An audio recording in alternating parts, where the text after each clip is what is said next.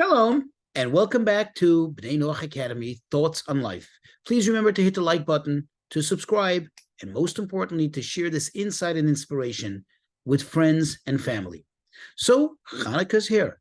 And of course, like every single festival, we need to learn the lessons that this special festival gives us, that it leaves us with. Because remember, it's all about the takeaway, what we are gleaning, the spiritual battery charge, so to speak, that we get from this festival that we carry with us throughout the entire year until the next time this festival comes around. So, what does this commemorate? Why do we light the candles? Well, in the times of the Syrian Greeks, when they overtook the land of Israel and implemented their terrible oppression, trying to steal, to take away from the Jewish people their faith in God.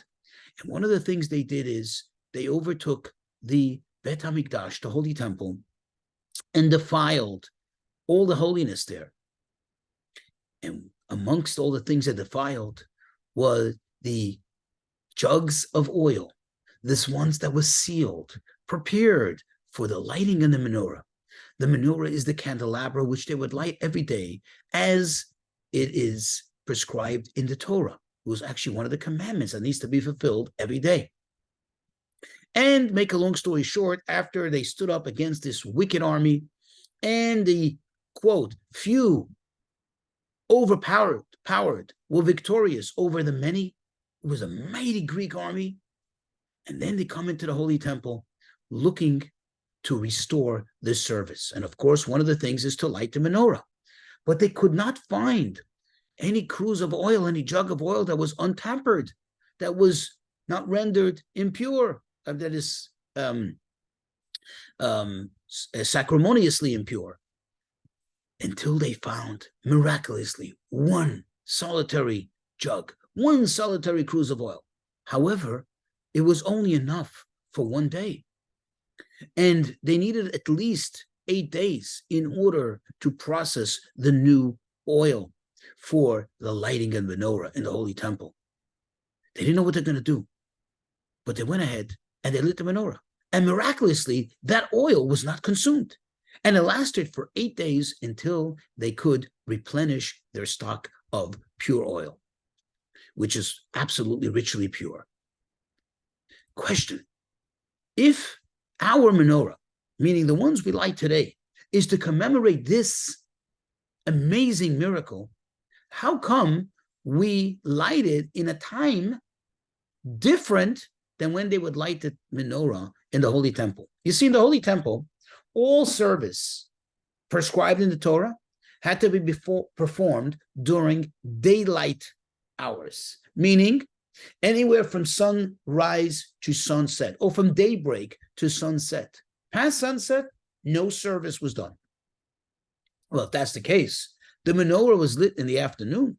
Yes, they kindled it towards the evening, but the actual performance of the lighting of the menorah was before sunset.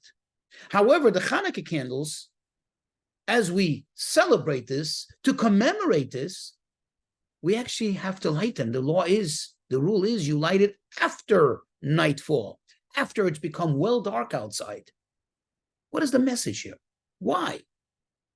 The answer is because the Chanukah candles is not just about commemorating the past miracle, but rather it's about shining, glowing, lighting up the darkness. The message of it is, don't be afraid of the dark. Don't let the dark, the evil out there intimidate you. Shine your light. Shine your light. Even if it's a small light, but you're going to bring positivity. Your little light, my little light, the other person's little light, that is going to push away all the darkness. So yes, the message is, and this applies and is so apropos to what we're going through nowadays. There's darkness out there. There are people who are trying to cast their evil and darkness and trying to impose it on everyone, on society, trying to intimidate us, trying to implement their evil ideas and bring it to permeate the entire world. Don't allow it.